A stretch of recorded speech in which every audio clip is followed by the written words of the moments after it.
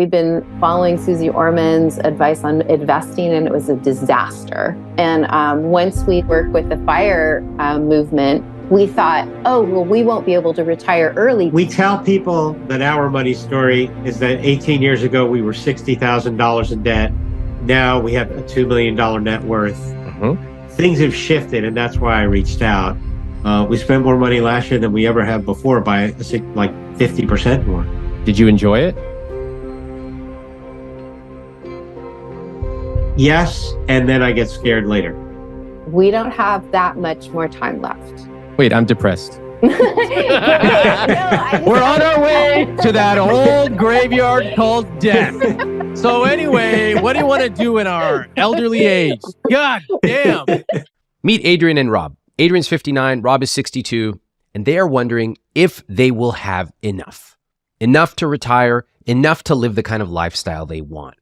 Now, they went through quite a journey. They used to be in lots of debt. They made a plan, they paid it off, and now they have accumulated money. But they are scared, especially Rob, who admits that he's been scared of money his entire life. In today's discussion, our sponsor is Facet. And as part of my conversation with Rob and Adrienne, I asked Facet advisors to take a very close look at their numbers so that we could get them some specific answers on if they will have enough and what their life will look like going forward. As we start this discussion with Rob and Adrienne, something really interesting happens with one of my first questions. It's a little odd. See if you can spot it.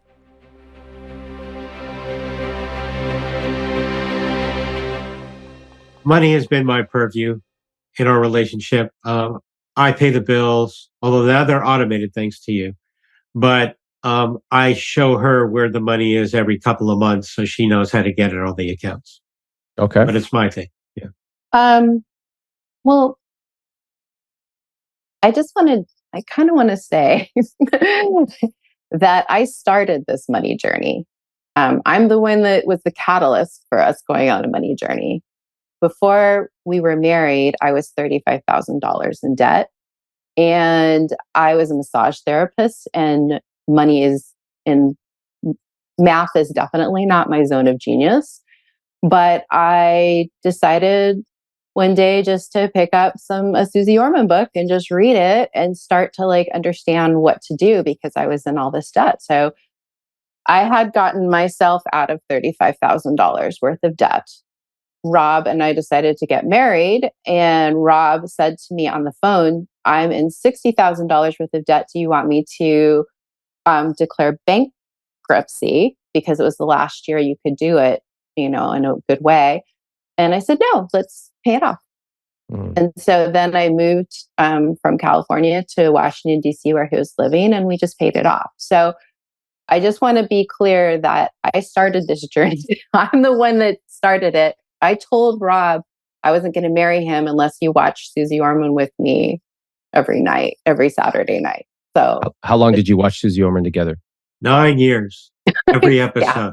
Yeah. And I was shocked because I was like, I knew that since money and math is not my zone of genius, I was like, oh, I can understand concepts. And it took me a long time, but if I kept showing up, concepts became clearer to me. Amazing. Great lesson for all of us. Money is not this mythical thing that only some of us have access to. All of us can become good at money. Okay, Adrienne, I'm curious, why was it important for you to tell me that just now?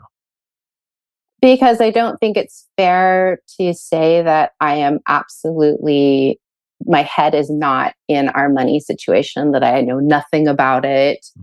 I do know what's going on, basically. So I guess that's what I wanted to explain is that I do have some idea of what's going on. So Adrienne, what would you say your role is in the relationship? In terms of money, I think my role is to stay the course with Rob and just keep us rowing in the same, or to keep us rowing in the same direction. Well, I don't know. I think also maybe just to keep everybody calm. Are you second guessing yourself right now? Like I feel like there's a lot of self-editing going on. What is that? I guess I'm feeling like maybe I haven't been as involved in our money as I was originally when we first started the journey. And so I feel a little bit bad about that. We did such a good job at saving, and I felt like I was proud of us. So I wasn't really concerned about it. But recently, Rob brought up to me this idea that maybe we're not doing as good as I think we're doing. So I guess I don't really know. Maybe I'm just assuming that we're okay, and maybe we're actually not okay. So okay, I'm going to just pull this out right here. I got 18 years worth of yellow sheets, which is our archaic way of determining our net worth. What? we used to do this monthly. Why? Monthly. We did because that's how we started. Yeah. Rob, when you were filling this application out, where were you sitting? At the same desk that I'm sitting at right now. Great.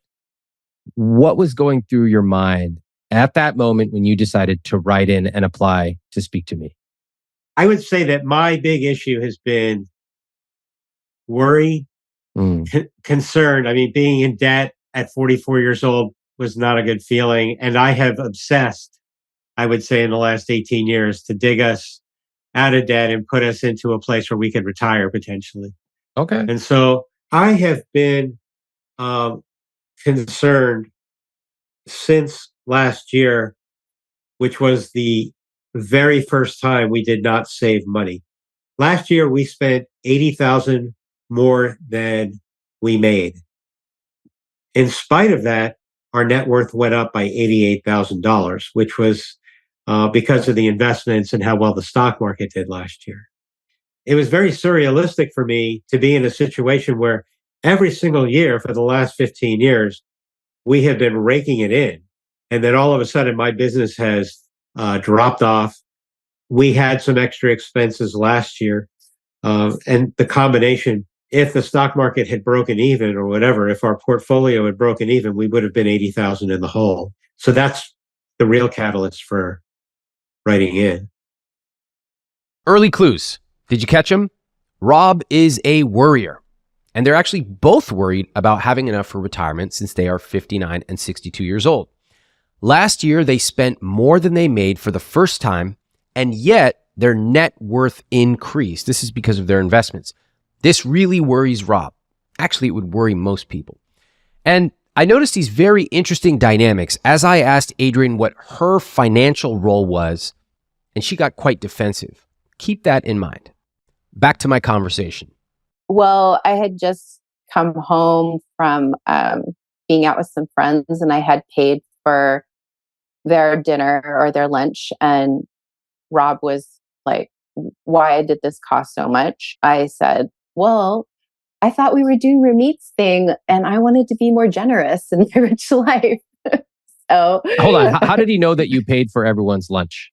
He looked at the credit card. Oh, like he logged on to the app or something like that? Yeah. So you walk in the door and he's like, hold on a second. He just like logged onto the app? Well, he had done it before I walked in the door. Oh, okay. Hold on. Do you have notifications set up where every time someone charges, it gets sent to the phone? No. So you literally manually logged in between the time she paid the bill and came home? I guess so. I don't keep track of how many times I log in. It's way too many times, I'm sure. What did he say? He said, why did this cost so much? How much was it? $79. Okay. All right. I'm not laughing at the amount. I'm laughing because I've seen your CSP. Remember the phrase I have, like focus less on $3 questions and more on $30,000 questions? Okay. So $79. What place did you go to, Adrienne? I went to a place called Mount Bakery. It's a bakery. Okay, great. So you paid for a few friends. What'd you say? I'll get this one? Something like that? Yes. All right, cool. Absolutely. Why'd you do that, by the way? I did that because we had been looking at about what does it mean to have a rich life? And I thought in my mind, it would be fun to be more generous. I thought this would be great. I'm going to take them out for lunch and have a great lunch together. Cool. So I did. How did it feel when you paid the bill? I felt happy about it. I felt like my heart could be open to people I love. And I felt like I got to experience a really beautiful lunch with some people. And I just really enjoyed it. I love that. Well, I think it was it that? No, it was that night actually. And Rob said, "Why did this cost so much?" And I said, "I thought we were changing what we were doing. I thought we were going to start having our rich life. I thought we were going to," and that was part of what I wanted in my rich life. Okay. What happened next? I think he was just had a lot of fear reaction. Uh, it's kind of like not fair. Why are you out there just spending money?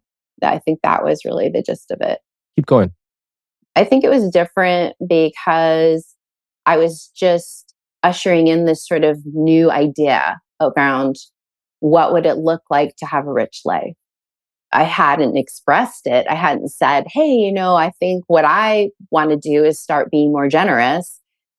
I probably could have expressed that earlier instead of just gone and done what I wanted to do.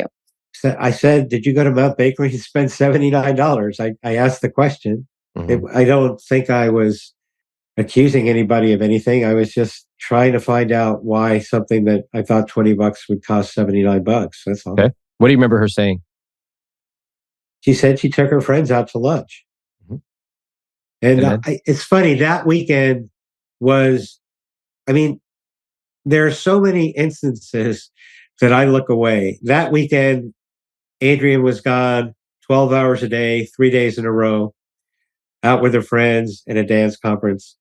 I was kind of alone at home, worried about our money. When I think about it now, I was in a scared place. So that's why that conversation occurred in the first place. Got it. Okay. How did the conversation end? I would say that at the end of it, I felt pretty bad about what had happened. Rob usually forgets about things just like that. And it just took me a couple days to feel okay around what happened. Tell me more. I felt like I didn't have agency in our relationship around money. I felt like that. And I think part of that is because I haven't really made any money since the pandemic.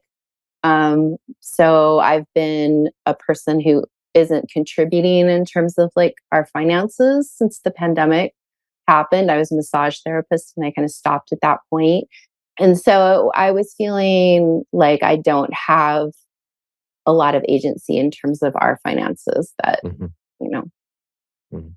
Like you tried to do something, you spent a little bit of money, and then it caused this disagreement, blow up, fight. And what did that feel like to you? I felt like Rob is really in charge of the money because he is the one that is looking at the money. He is the one that is making the money. He is the one that's doing all of the things around the money. So, is he in charge of the money? I think in lots of ways he is. Yes. Okay. What are the ways that he's not? Okay, he's in charge of the money. How does that feel to you to say? Doesn't feel like super easy for you to say. At least that's my perception. I felt for most of our time together that we built this together. That I started this money journey, that I wanted it for us. And I was like, I just thought, let's give it a go because we started in our 40s and I didn't know what we could accomplish. I just thought, let's just see what we can accomplish. And I was always contributing as well because I was making money. So I think it shifted a lot, in terms of our power dynamics, I guess. It never feels easy when there's a recalibration of roles. Adrienne, would you agree with that? And if so, do you think that it's still difficult for you to recalibrate the financial part of your relationship with Rob? Yes, I think it's definitely difficult to recalibrate. I mean, there's definitely I'm curious to see if you feel like we're still heading in the right direction around our money, because if it's important for me to start making more money or just me to start making money again, I'm certainly willing to do that. I think I've definitely struggled sometimes with worth and what it means. I don't believe that people's worth is money. I think we all have intrinsic worth, no matter what amount of money you have. Keep going. But, I think our society at large does often like equate money with worth. And so I think I fall prey to that once in a while as well. Do you mean because you're not earning money? Yeah, partly because I'm not earning money, and partly because I've always earned a lot less. Yeah. Okay. Well, I appreciate you sharing that. You know what? I agree with both things you said. We should not be measured by how much we make. And yet society loves to prioritize numbers in a spreadsheet. How much is our paycheck? How does it stack up to somebody else? What's quantifiable? And it's a little, people are a little surprised to hear the money guy saying this, but there's so much more to a rich life than how much you have in the bank, or certainly how much your paycheck is. I got to say, I totally understand Adrienne's responses about her money role in their relationship. When she first said it, it sounded defensive, but now I think we can all see her perspective. She's the one who actually came to their marriage and demanded that Rob pay off his debt. She helped drive that. And now they did it. They've actually paid off tons of debt, and they have accumulated a large net worth, which is incredibly impressive. And yet, because she doesn't earn as much money on paper, she acknowledges that he's the money guy in their relationship. And it's not fair that in America, we see the amount of dollars as the supreme worth of someone. You can be earning $0 and still be an amazing partner, an amazing parent, or all the above. This is why I say that money is a small but important part of a rich life. It's not everything. I went back to Rob now to ask him about that $79 charge at the bakery. That's okay, but if I'm at home alone feeling scared about money, then it's not okay. Like then we have a disconnect. And so if I'm worried about whether our money is going to last 30 years, I'm thinking about that, then I would say, yeah, like taking a bunch of people out who I don't know because you want to feel generous doesn't feel that good to me, because I'm sitting alone. I'm sitting at home alone thinking about this money. How long have you been worried about money? I would say I've been worried about money for about 57 years. As soon as I became old enough, I really thought that our family was going to run out of money for food. She told me in her words that she was terrified. She said, your father would go out and buy these things that we didn't need, and I was terrified. My mom was a saver. My dad was a spender. She was scared. And I grew up scared, thinking our money was going to run out. I remember writing something for school about how I felt like we were not going to have money for food. Let's go back to you being 5, 6, 7, young. What do you remember your parents saying about money around the house? There were probably some arguments, but there was no actual physical violence or anything like that. It was just something I could feel. My dad was a sort of a domineering figure, kind of a scary person, moody person in the house. So we kind of all were on our toes, walking around on eggshells. Watch out. You don't want to engage dad in a bad mood kind of thing. I don't remember. I mean, I think he liked to be a big shot, and so he would take me to nice restaurants when I was young. I ate in some very nice New York City restaurants as a kid, you know, Did in you the like it? 60s, in the 70s. Yeah, we loved it. I mean, because then our dad was paying attention to us. He got to play the role of the big shot. Yeah, it was fun. Let's move forward a little bit to your adolescence, talking 12 to 16. My parents separated when I was 15. Mhm. They had a series of discussions and then announced they were separating.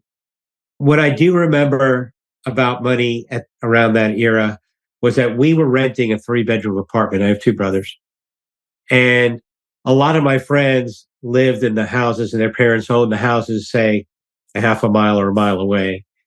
And so I was never really sure where we stood with money because if you're comparing yourself to your friends whose parents own a home, we're living in an apartment. It's a nice apartment. I'm not complaining about it at all. But that's what I remember about our finances back then.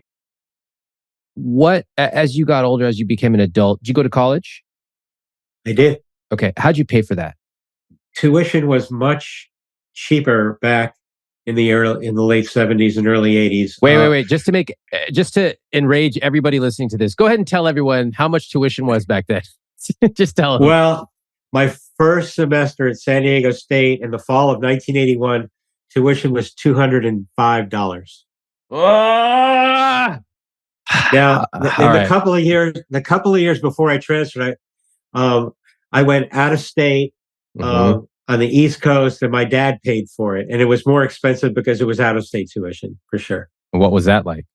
I don't remember. If you say $400, I'm going to lose my mind right now. No, I don't. It was crazy. It was $400 a semester. Yeah, I don't know what it was. Right. But my dad at that point was paying alimony, and he wanted me to go to college, but was probably concerned about the finances. That's why he wanted me to move to California, where he was living, and pay the $205. Gotcha. In his later part of his life, what was his relationship with money? That is a hard story. My dad just point out before you begin your answer, everybody just notice Adrienne's nod there. Adrienne clearly clued in on this story. This has clearly been discussed between the two of you.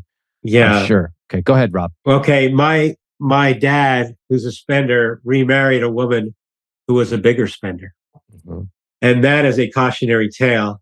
He was making good money when he married her, but at some point later on in his life, he stopped making that kind of money, and she didn't stop spending what she was spending. And so they had some financial issues in his later years. There was some real regret.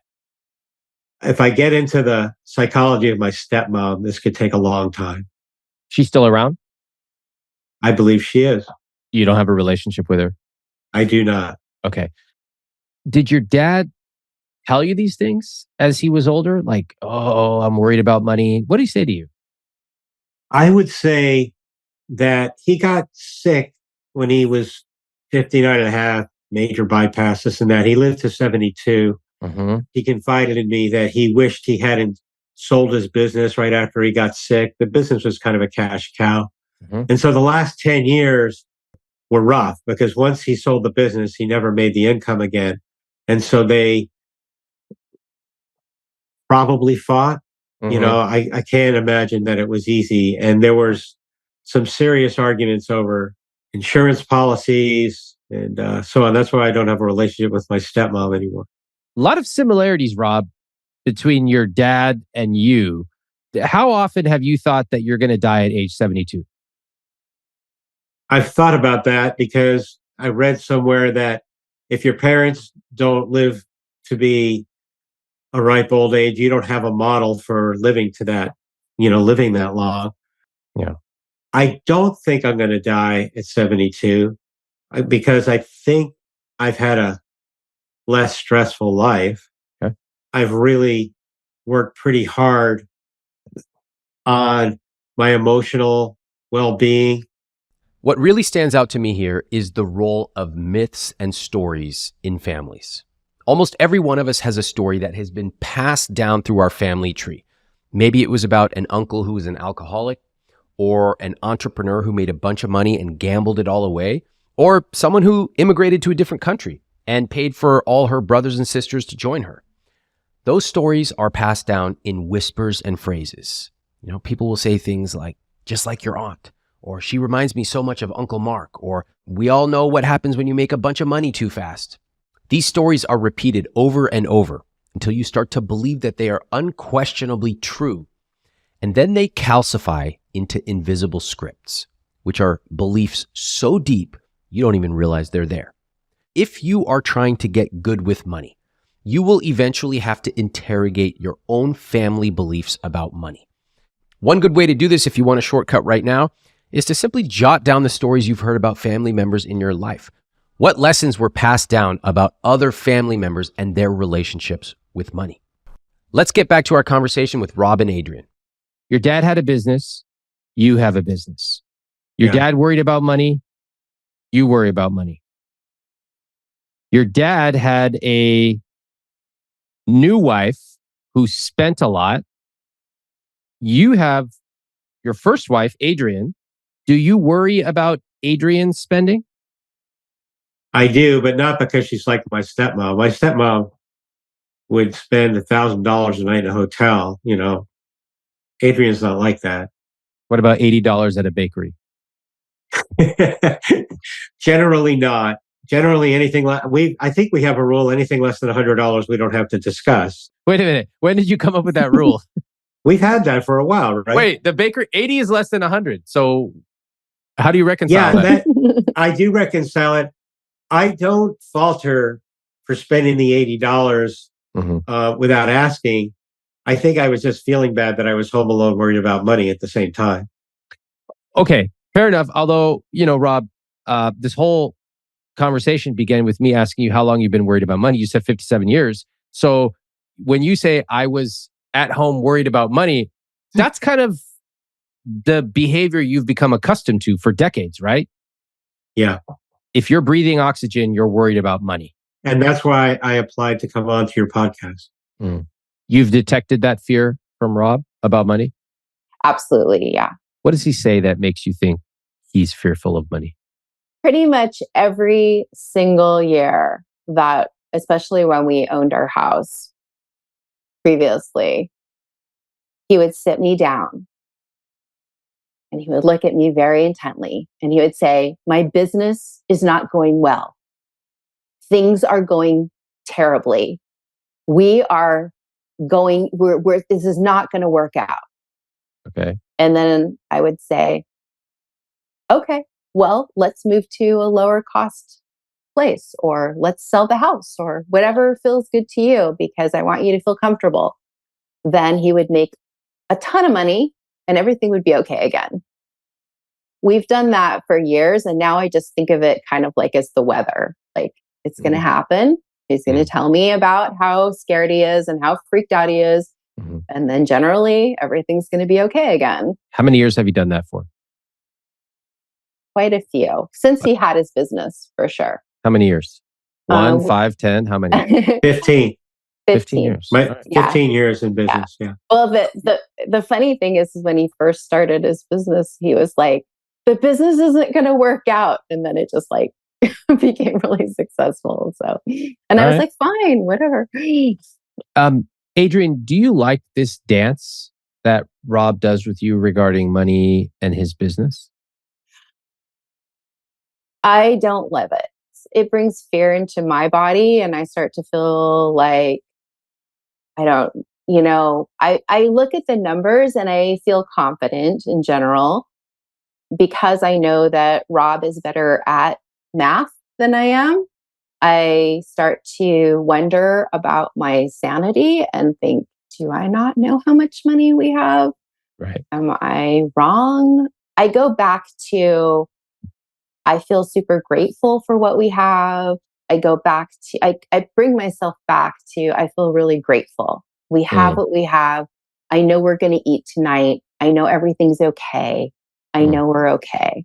So I just start to bring myself back to, there's nothing we can't handle. Adrienne, are you religious? I'm a spiritual person. Thank you for helping me understand it. Sure. Rob, what do you think about Adrienne's characterization of this dance that you do? I agree that it's cyclical, that sometimes I feel scared about money and sometimes I don't. It's changed over time. 15 years ago, when we were in debt, I worried constantly about paying the debt off, balance transfers, robbing Peter to pay Paul, all kinds of things like that. Now, the fear is shifted into a more long term, low level fear of, is this money going to last 30 years for us? Mm-hmm. And Rob, you are 62 years old. Hey, Rob, when do you get to stop worrying about money? Oh, boy. I hope right after this conversation, but that's it? Just one phone call? Yeah. I mean, can you wave the magic wand? I don't know. Well, I'm curious if it just took one call, and I hope that I can help. That's my goal. Why not have this conversation with somebody else 14 years ago? Well, 14 years ago, looking back on it, seemed like there really was something to worry about. I mean, if you owe $60,000 to the banks and your income is not that high like it was 16 years ago, that's scary. I mean, to me, thinking back on it, it feels scary. Are you scared right now? Notice the story Rob tells himself. He's been worrying about money for 57 years. And for the last 15 years, he sat Adrienne down and told her, this is going to be a horrible year. And when I ask him about that, his answer is, yes, I agree that it's cyclical. Cyclical. Nice choice of words. It would be hilarious if it wasn't so serious. See, Rob thinks that this conversation will change his feelings about money. And deep down, I suspect that Rob and Adrienne believe that if I show them some magic number, they will feel better. Well, I am going to show them numbers. I will answer their question about whether they will have enough, and I'll answer it very precisely. But I can tell you that numbers alone rarely change feelings. Do you think that everyone worries about money? No. People might have more faith than I do that everything's going to work out okay. I come from a family where like disaster was right around the corner or expected right around the corner kind of thing. Is your mom, what is her relationship with money now? She is still scared. Look at that. Look at her face. I see that, Adrienne. Adrienne will tell you that my mom has $1 million in a Vanguard account and still likes to shop at the dollar store. Mm-hmm. What do you think of that? It seems crazy. She's 83 years old. Mm-hmm. It seems like she can afford to fly first class, shop at any fancy store she wants. But her goal is to leave money for her grandkids and her kids. And so that I can respect that. But Rob, you have a lot more than that in your investment account. Wouldn't you say you were a little concerned about $80 at the bakery? Yes, I think it got wrapped up into feeling alone. Adrienne, when I asked Rob, what is his mom's current relationship with money, you really lit up. Oh, I just know what she's like. I mean, she is interesting because she can be really generous. Like she'll buy us dinner and all of those kinds of things. But she'll drive way out of the way to go to Costco to get gas. Because it's the cheapest gas. Why does she do it? She just thinks it's the best way to live. And I remember she was telling me that she wanted to take all this money out of the market because the market had gone up and she wanted to take all this money out and take it off the table like it was like this gambling thing. Yeah. I said, why would you do that? Don't you leave it in there? It's going to go up and down. Why even worry about it? Just let it go up and down. I think Rob brought different qualities to our relationship in terms of like, it's like an expansion and a contraction. There's like this moments where Rob is so confident about we're going to be fine and we've got this and we've done such a great job and I'm so grateful and everything's going great, to like this plummet of like everything's going terribly. It's not going to work out. We've got to like quit spending, so it's sort of a roller coaster, say, effect. Do you remember the words that he used to describe his dad? Yeah. What were the words? Started emotional something? Well, walking on eggshells with his dad. What else? The emotional instability, something like that. Any of these sound familiar? Yeah, we've got a little bit of that going on for sure. It's different, right? Rob, I don't, from what I heard, you're maybe not an angry guy, but walking on eggshells, like, Rob is here with his beginning of the year freak out about money. I'm going to walk on eggshells. I'm going to learn how to deal with him because it's that time of the year. Yeah. Right? And then the ups and the downs, you mentioned, Adrienne, it affects you. It's quite negative for you. It even makes you question your sanity, is how you put it. Right? Sure. Yeah. Rob, what do you think about this? I apologize for doing that to you. I'd be happy not to do that anymore. I'm not here to blame you, for sure. I don't even think Adrienne's blaming you. I just want to see if you see that connection and if you agree with that connection. I would agree. Yeah. Have you ever made that connection before? Maybe not quite this clearly. There are some obvious parallels here between Rob and his dad. I wonder what that might mean for the rest of the money dynamic that we're going to talk about. Listen now as I ask Adrienne about her family. My parents had a very separate relationship with money. My dad was also the one in charge of the money. He also made the majority of the money. And he was also very terrified about money as well. Why? I mean, he grew up in the Great Depression. My dad was 13 years older than my mom. So he grew up in a generation completely different than hers. He just had a lot of fears around it. I mean, we would go out to dinner, say, for example, and my brother loved to order like the most expensive thing on the menu, not because he wanted it.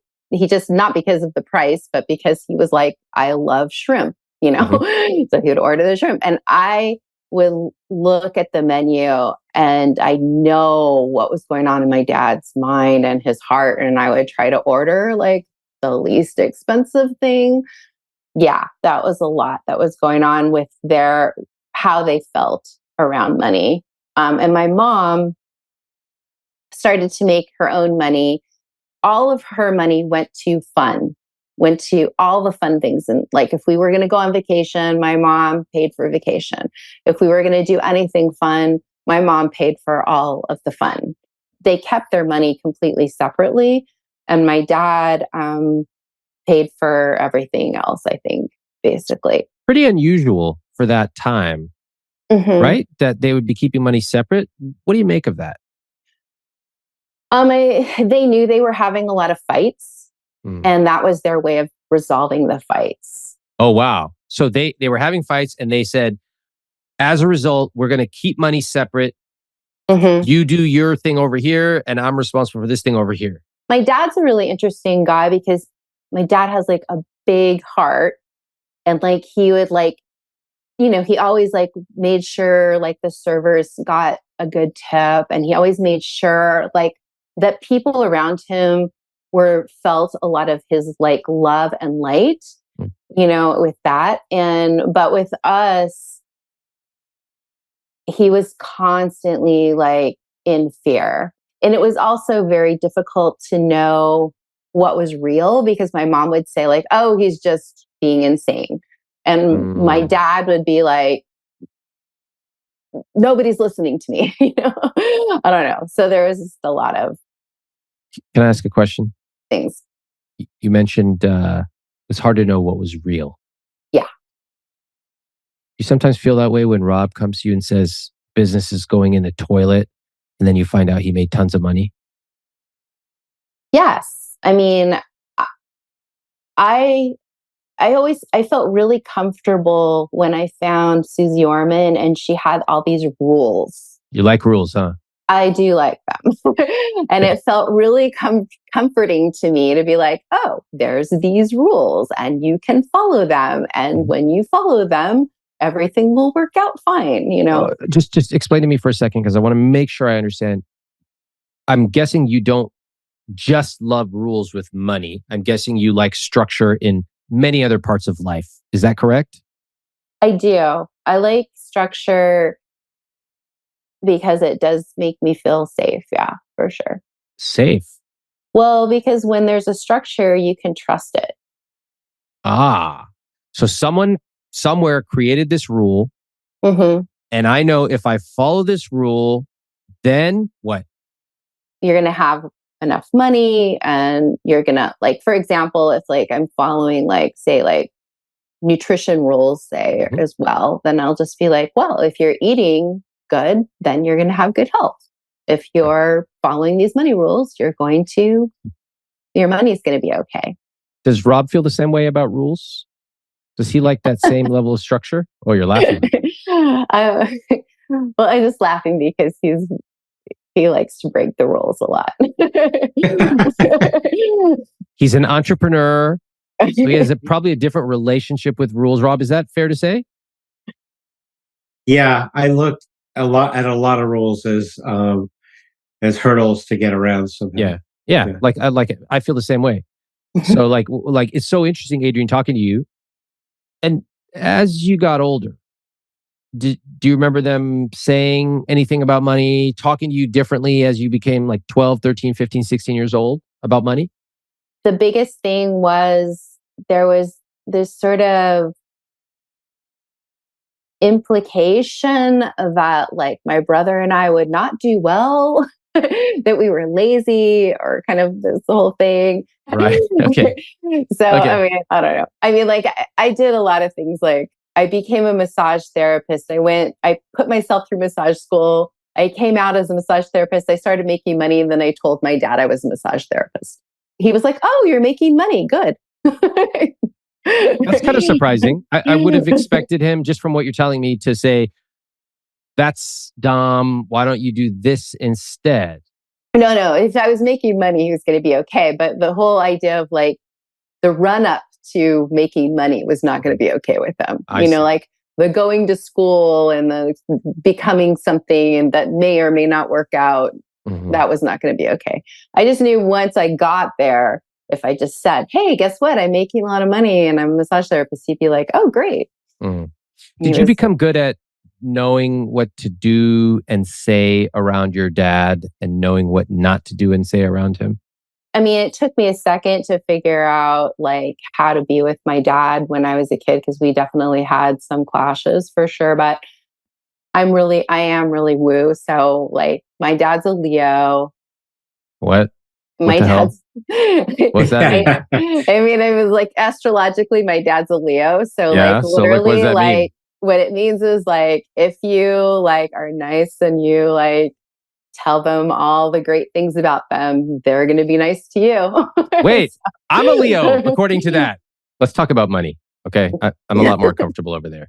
All right. So you grow up. So we talked about your childhood. Your dad passed away. Your mom's relationship with money, what is it now? Yeah. Well, it's interesting. My mom, when I started learning about money, I would say to my mom, I think things, let's talk about it. I know all these things now. Like, let's talk about what's going on with your money. And my mom was like, I'm not good at it. I'm not good at it. So she would just be like, it's not something I can do.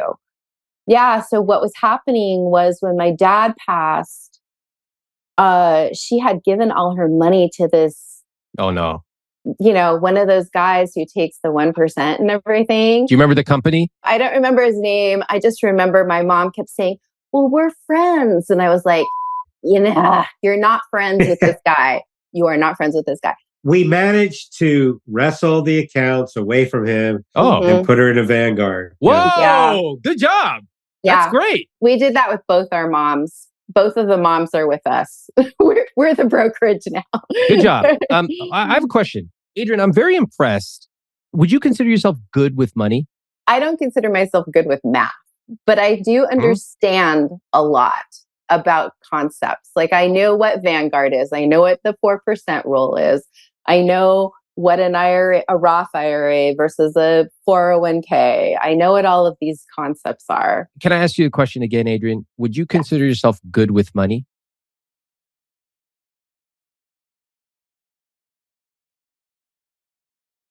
I think for who I am and my right brain, artist mind, I think I am excellent at money. Wow. All right. Caveats and all, fine. There's literally years of details to uncover in what Adrienne just told me. How her dad would say one thing and do another. How her mom and dad spent money differently. And how she sees herself as kind of good with money, but loaded up with all kinds of caveats. What I especially want to draw your attention to is how much your relationship with money can affect your children. Because her parents didn't know how to handle money, Adrienne grew up in a ton of uncertainty. That's probably one reason she loves rules, because as she put it, rules make her feel safe. She married someone who, like her dad, swung wildly with his moods around money. And of course, she learned how to tiptoe around him, just like she did with her dad. Be very thoughtful about how you behave around money, because you will send a message to your children that will echo for generations. I want to understand a little bit more about your history together with money. I understand that after Susie Orman, you got into the FIRE community. Right. I started reading FIRE blogs. Okay. And reading personal finance blogs. For the last 10 years, I've been online reading about finance. Rob showed me an article in the New York Times that Mr. Money Mustache was in. And he said this might help us with investing, because previously we've been following Susie Orman's advice on investing, and it was a disaster. It was not working at all. And once we started to understand or started to work with the FIRE movement, we thought, oh, well, we won't be able to retire early, but maybe we can retire actually. Like that would actually happen. So, and because we had a short period of time, a shorter window to do it in, that seemed like it was going to be really helpful. So Rob would show me a lot of different articles from the FIRE movement, and I read anything that he was showing me. There's like a meetups once in a while. So we would go to some FIRE meetups. Do you like it? I do like it. I think it's really amazing. I think it's always really interesting because my people are not there. I am the only one there who's like a massage therapist or an artist. Everyone is a tech person or super smarty pants people and everything. And so how long were you involved with the FIRE movement? I would say I was 52 and we left Austin when I was 60. So 8 years we were doing these meetups probably. I started reading about FIRE at 52. Yeah. Great. All right. So you said at 52, we maybe not be able to FIRE, that is retire early, but we can certainly increase our savings rate. We can start to invest aggressively. We can cut our costs, and at least hopefully we'll be able to get a line of sight on retirement at all. Okay. Went to the meetups. Great. Adrienne, what was your journey after FIRE? Your ideas actually came into our view after FIRE because I thought it was really interesting. Well, it was interesting. We saw you in Austin. Oh, at the book talk that I gave. At the book talk that you at Book People. Yeah. Awesome. Yeah. I was so annoyed because you're telling people not to that coffee didn't, they should, they could keep drinking coffee or whatever. And I was like, little things matter. I felt really passionate about it at that point. I was like, little things You disagreed matter. with me. I totally like that. disagreed. So what was it? That little FIRE voice in the back of your head? It's actually not $3 anymore, Ramit. You need to index for inflation. It's actually $3.85. Okay. And it actually, if you compound that for 95 years, it actually turns into $10,011 like that. Well, absolutely that. And also because my journey as a massage therapist, I had to give up some small things, in order for me to pay off my debt. And so I appreciate that. I knew that had worked for me. Okay. So I guess there was a part of me that was like, who's this guy? What does he know? Mm-hmm. And but then after a while, after we had sort of you know, amassed a larger amount of money and all of those kinds of things, I started to think, well, what's this guilt-free spending? Like, is that a thing? Like, can we have that? Was it just having more money or was there something else? I mean, I think getting older, you realize like you don't have as much time left. So your priorities, like you're coming out of this sort of like survival mode into sort of like a place where you're in more of like a freedom place. You want more freedom. I think all of those things were shifting inside of me. And I also felt confident that no matter what, like we could always cut our spending. So if we needed to, so I just felt really confident in us. I believed in us. I believed that we could do what we needed to do, no matter what was no matter what came towards us, because I had seen it before. So and then I like rules, and you're like, maybe 10% of your spending could be guilt free. And I was like, that seems cool, seems exciting. And I don't know. Awesome. Okay, cool. It is interesting though, Adrienne, you were in credit card debt before a lot. And then you decided, I'm making a change. You spent several years paying it off. So you were highly engaged with your money before you got married, right? Mm-hmm. Yes. This was what, in your 40s? Mm-hmm. Okay. It's difficult to turn around credit card debt at that age, like aggressively, which you did. Mm-hmm. So you were highly engaged, but now you're less engaged. Did that change when you got married?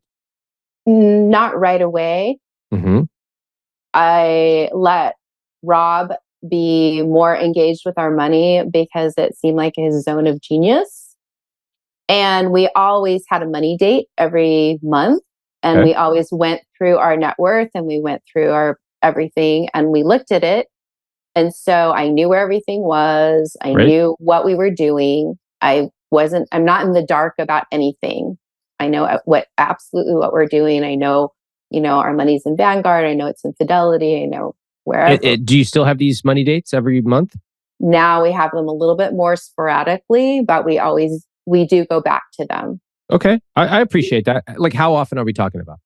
It's now, quarterly maybe? Quarterly, probably. Yeah. Maybe quarterly.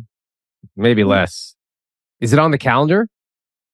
It's not on the calendar. And what I would say, sometimes it feels like I've got to drag you to the computer to do it. Talk to Adrienne, Rob. I mean, I think this is where like I've continued to take responsibility for this stuff. And maybe you just decided that that's okay.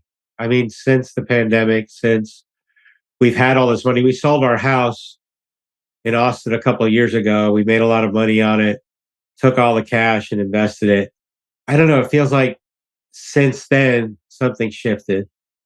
And it's funny. I think since we've sold the house, moved away, had $2 million in the bank, we're sort of floating these last couple of years. Like there's this transition to like, okay, well, we've made it. We don't have to push as hard.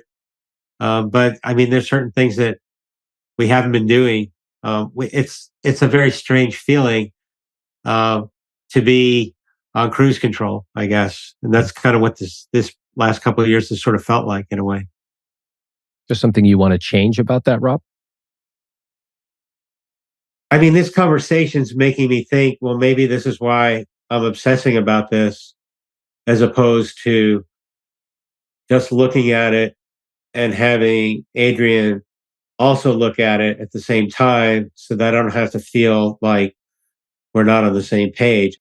Maybe we should put it on the calendar for a quarterly date where we go through the net worth again, like we used to do monthly. Just do it quarterly. It's easy. Adrienne, you good with that? Absolutely. Yeah. I All want right. to do that. Rob, I like that you are asking for something specific. First, you asked for a quarterly meeting. Adrienne was like, yeah, all right. Notice that it has nothing to do with anybody ignoring money or anything like that. It's just that one person has taken on increasing amounts of it. That's you, Rob. And then Adrienne, you've also created a story, which may or may not be true, about this is Rob's zone of genius. I don't know if that's true or not. I know he tells me he obsesses and worries about money almost every day. That's not healthy. So perhaps there's a renegotiation that needs to happen here with, one person taking on a little bit more of the load. Does that sound fair to both of you? Yes. All right. I am curious about after Susie Orman. So you both had debt. Adrienne, you had $35,000 or so of debt. Am I remembering that right? Mm-hmm. Okay. And Rob, how much debt did you have when you were about to get married? 60. 60K. All right. That's a lot. So Adrienne, you paid off your debt. And then Rob, you were like, hey, I have 60K of debt. Better tell you before we get married. And then what'd you all decide? He committed to help me paying it off. That was the agreement, that we would pool our money, pay it off together. Took a couple of years to pay That's it off. it? 2 years? Yeah, we were pretty frugal back then. And so we didn't go out to eat. And we set up a game where, if we paid off 10,000 of debt, or if we saved 10,000 after we became solvent, then we would go out to eat once we saved 10 grand. I love it. I got to say this for the world, because a lot of people think Ramit Sethi's like, oh, everybody go spend on all this expensive clothes while you have all this debt. I'm like, you can live a rich life today and a richer life tomorrow, even if you're in debt. But I have to tell you, when I see people with $25,000, $30,000, $40,000 of credit card debt, and they're eating out a ton, or they're taking a huge family trip to Disneyland, it's their money, it's their choice. But I just think to myself, I wouldn't do this. But gosh, 2 years to pay off 60K in debt. I love that you both said we made it a game. That is amazing. It wasn't like, oh, this sucks, boo-hoo, it's going to suck for us all. You're like, oh, we're going to crush this. And then you even made rules for yourself where you could win. Like every 10,000, we get to go out to dinner. Textbook, amazing work. Great job. I have to give you a round of applause. That's so impressive. What did it feel like once you finished paying that debt off? Well, I've got, I can tell you the date that we paid it off was December 8th, 2008. Wow. Yeah, it was 2 years from How do when you we know got that? married. Maybe Because of the yellow sheets. I got the yellow sheet. What is you that? want me to show you? Yeah, what is that? This is 18 years worth of our finances right here on these yellow sheets. Wait, hold and that up. Hold on. What is it? What am I looking at here? Numbers? Now you're looking at our net worth, which is much higher. Oh, okay. All right. We write it out every month for a long time. Pull the bottom one. Let's just read those numbers off. The first one in there. Shit. A couple of pages have been taken away. This is $45,000 of debt, where we had 72,000 in credit card debt and 26 grand in the bank. Wow. And so this one from June 5th, 2006. So it took about 2.5 years to pay it off. Hold on. First of all, these papers are archival. These could be found in the Smithsonian. Okay. I've never seen something this detailed. Amazing. Well done. Yeah. I got a list of all, I've had way too many bank accounts through the years. I've had way too many credit cards through the years. I've done the hacking thing. I've done the churning thing. I've done balance transfers way back when they were a better deal than they are today. When you look at these pieces of paper, Rob, what do you feel? I actually really feel proud of us that we were able to document this journey from being 60K in debt all the way to being virtually able to retire. Do you still maintain these yellow pages? I've got them at the bottom of a drawer. And we'll continue to make them quarterly. This is, I haven't shifted it over to, I have certain things on a spreadsheet. I've got Our Mhm. monthly expenses mapped out on a spreadsheet, but I don't have our net worth. Rob, what do you get out of it? I mean, it tells a story, really. What is the story? The story is we went from 60K in debt. Our net worth is $2 million, and it's miraculous. Feels miraculous. The miraculous story. I mean, I love it. took two people busting their for quite a few years to make it realistic. Together Yes. as a team. Beautiful. Yes. Now, here's my question for both of you. What story do you want those yellow pages to tell now? You've done the miraculous thing. You paid off the debt. You made a bunch of money. What is the next chapter of those yellow pages going to tell you? I hope that, if I do a yellow sheet 20 years from now, that it's going to show enough money so that we don't have kids. We don't have any money to leave this money to. I hope it's going to show enough money that there'll be 10 or 20 years worth of assets there that can still be spent and that we've maintained our lifestyle, through it all. I hope those yellow sheets tell the story of our freedom, that we have a lot of freedom to be able to do things that we want to do, that we've been able to, give money to charities, that we've been able to, spend money on people we love, that we've been able to spend money on ourselves, that it's just that we had a rich life, actually. Yeah. But in all ways, not just money ways, but we enjoyed this life. That's the story I wanted to tell. What's beautiful about these yellow pages is that to an outside observer, they're just a stack of random pieces of paper. But to Rob and Adrienne, they tell their life story. They tell a story of adversity and hard work and triumph. And I have to say, I'm very impressed at what they've accomplished together. My job now is to help them make meaning out of what they've accomplished. In other words, to ask them, now what? The limitation of the yellow pages is that it's really just numbers in a bank account. Or it is? Who says? It is, in the sense that it doesn't show expenses. It doesn't show the trip we took to Tahiti last year. It doesn't show. Why not? Because it's just listing our net worth and what we have in the accounts now. Our expense sheet is somewhere else. But you're trying to tell me. Keep going. I mean, I can look at our expense sheet and tell a story about how we're living a rich life, where we're spending our money. When I look at the yellow sheet, I just see what we have, what we save. Mm-hmm. That's what's on the yellow sheet. Yeah, Rob, do you think Adrienne has ever had a vision board in her life? A vision board? Because we both know the answer. Yeah. She probably has one in her room right now. It's like 10 feet tall. Am I right, Adrienne? It's not 10 feet tall. It's about Turn the camera around. You turn the camera around. It's got like different textures. She's got like a silk thing from Kyoto. She's got okay, I know. She just gave you two gigantic clues, which I find very interesting. Number one, she has a vision board. Number two, she said, I want the yellow pages to tell the story of our life, not just the math, but what was the rest of the thing she said?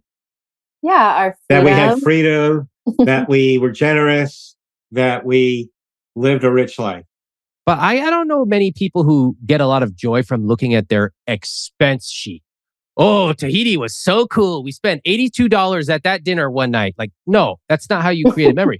You create a memory by looking at your videos, looking at your photos, maybe the little notepad from the hotel. And I just wonder, in these yellow pages, which tell a beautiful, beautiful story that you're both proud of, and I love it, I'm proud of it too, might there be a way in the next chapter of your life to keep focusing on the big numbers, but also start to incorporate the stuff that you love? Yeah. I can see that. I mean, I've got great pictures of Tahiti on my phone. And I also know it cost $9,000 to go to Tahiti for a month last year. I'm less interested in how much that costs. I think for the purposes of this, Adrienne would probably be more interested in a few beautiful photos and memorabilia on those yellow pages. Adrienne, am I reaching here? No, I agree. I felt really sad when we got home from Tahiti because I had enjoyed it so much. And I trusted that Rob knew the numbers and that we could afford it. Mm-hmm. And when we got home, he said, "Oh my God, what did we do? We spent so much. Oh my gosh." And then immediately I felt like, oh, I can't enjoy this memory anymore because we blew it. Fear level's up. I had lost a client when we were on the trip. First quarter of the year is generally slower. So, we went in February. So I think I just came home and started worrying. Feel out of control with money? Well, if you go away for 4 weeks and spend an extra couple $1,000, it can feel out of control. Do you notice the times that you act in a peculiar way with money? There are times that you do not feel in control. Yeah. So every time you are feeling out of control and worried, you bring it to Adrienne in very unusual, often disproportionate ways. Adrienne, you're nodding your head a lot. Yeah. I mean, I think that oftentimes because Rob works out of the house and I am definitely the sounding board if things are not going well. For sure. How often do you log into the apps and credit cards and all that stuff? I would say now probably every other day, every third day sometimes. I would love to ignore the money the way that Adrienne or her mom does, and not so much ignore it, but not worry about it, not think about it. If I could stop thinking about it all the time, I would be really happy. And I have made some steps to do that. And it's really incredibly difficult to break a habit like that. What steps have you taken? Well, it was every day looking at all the bank accounts and credit card statements every day. And now it's every second or third day. So it's evolved. Good. And even my relationship with my phone has shifted in the last few months where I've turned the notifications off. So I'm not responding quite as quickly as I used to. Rob, how many financial apps do you have on your phone? The financial apps, I seem to have 10 of them. I seem to have, like, the app God dropped them onto my phone. Well, I don't look at... Vanguard God, thank you. I have 10. I only use... apps? What? I only use a couple of them. Read them to me. Vanguard, Capital One, Discover, Chase, Venmo, American Express, Citi, Blue Vine, Alliant, and Fidelity. But I only use a couple of these. I log in on the laptop all the time. A lot of times when I find people stuck in the weeds, if it's somebody who has a very small amount of money, they often are doing what you used to do. You mentioned robbing Peter to PayPal, transferring over here, not over there. Oh, I hope this check doesn't get cleared today. That's common for people who don't have a lot of money. That's not your situation. You're at the opposite end. And yet you are still behaving as if you are poor. And what that tells me is the way we feel about money is highly uncorrelated to how much we've got in the bank, which is why you continue those behaviors, which is directly related to how you feel about money. Okay. Fixing the behaviors won't change your feelings, but they'll certainly help. We sold our house and that shifted our finances tremendously. Did you make a lot of money? We did. We lived in a house for 11 and a half years. We bought for $385 and we sold for $875. Great. All right. Yeah. Cool. And so we pocketed it and hit the road. We just moved and invested all of it right into our Vanguard investment. I mean, what did we do with the house money? I bought a new car right when we got here. I needed a new car. We bought a car. Yeah. So like what'd you put in, like 350, 400,000 into the market? Oh no, we doubled, maybe 800 grand. I mean, like we may have taken it. Well, we cleared 815, probably 750 of it went into the market. Did you dollar cost average it or did you lump sum it? No, I lump summed it. Wow. I probably would have made more if we dollar cost average it, maybe, but I had read that lump summing is better. 2/3 of the time. It's better 2/3 of the time. It's I always like to ask because big amounts of money like that, first time people put in a big amount of money, it could be 25,000, it could be 800,000. They're usually really nervous. Yeah, we just doubled what was in our portfolio overnight. Great. So we had already had the asset allocation. We stuck with the asset allocation. I just doubled everything that was in there. Fantastic. Rob, do you feel confident that you can start to enjoy some of the money that you've accumulated, or no? I do, and I have been trying to loosen up. It's funny. It's almost it's like deceiving. Like, I think I'm less fearful, but then when we're talking today, it seems like I'm still really fearful. But we have spent a lot more money in the last couple of years. We spent more money last year than we ever have before by like 50% more. Did you enjoy it?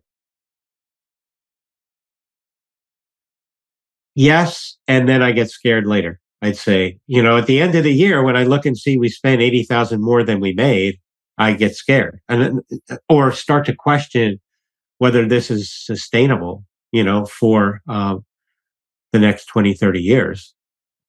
When you talk about your rich life together, what are some of the things? Adrienne first, then Rob. I think we're more in the thinking stages around what that means. I don't know that we've created a team effort around it as much as we could have. Want you to do it right now? Could. Sure.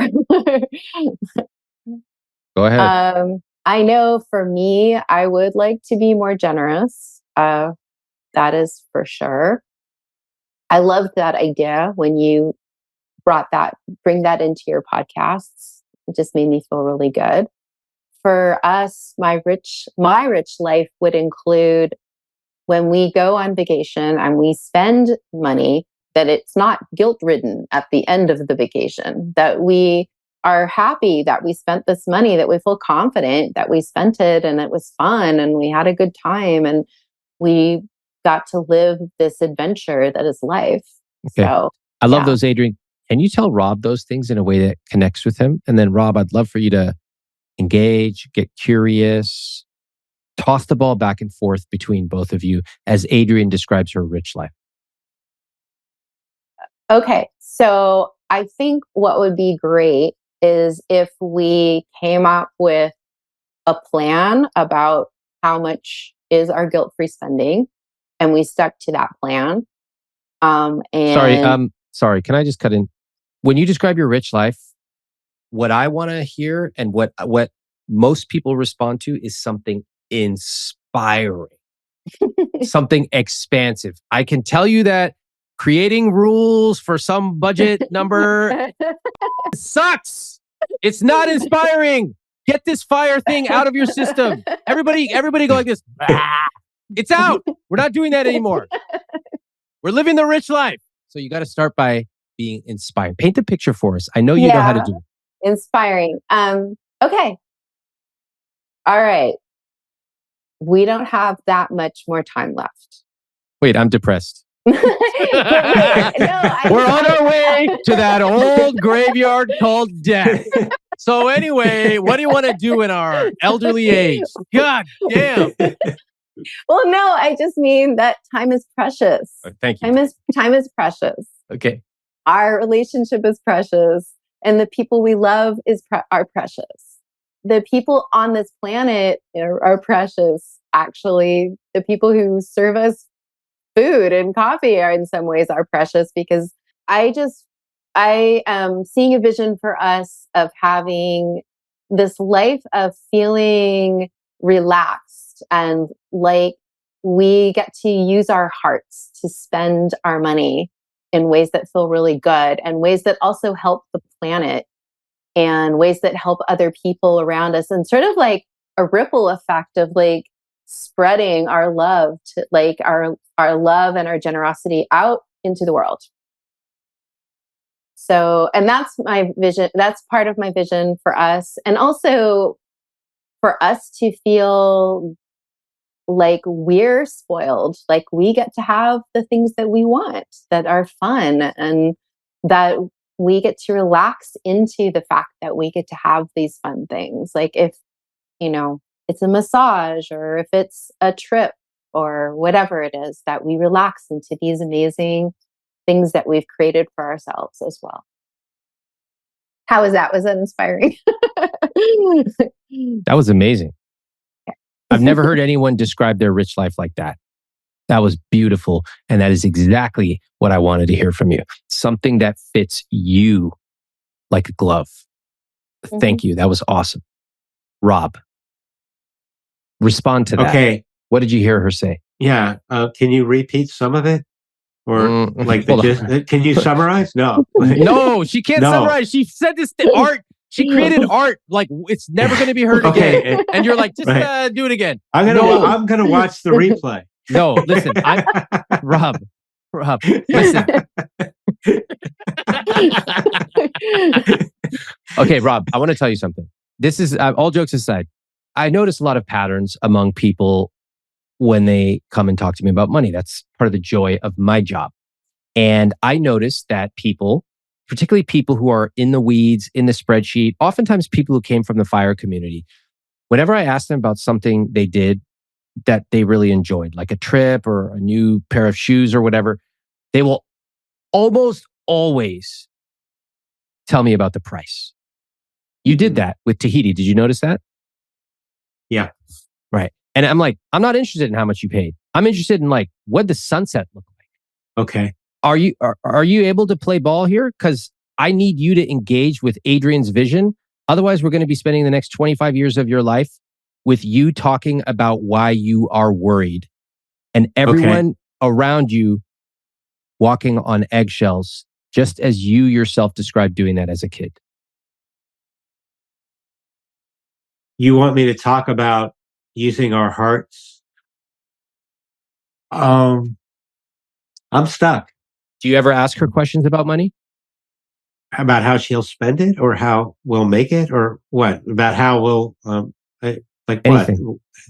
How we'll balance a checkbook? What do you mean? Any questions about money at all?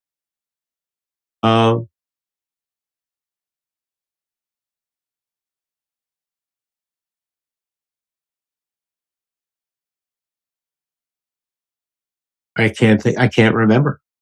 Like I'm drawing a blank. How do you live a rich life if you are stuck in the spreadsheet? How do you change if you've been worried about money for so long that you don't even know how to feel good about it anymore? And what do you do if your partner is the one who's just unable to dream about money? Next week on part 2 of this episode, we're going to get into specific numbers. And I asked our partners from Facet to run the exact scenarios of how their lives might turn out. I can promise you this, you are going to be surprised. See you next week for part 2 of Rob and Adrienne.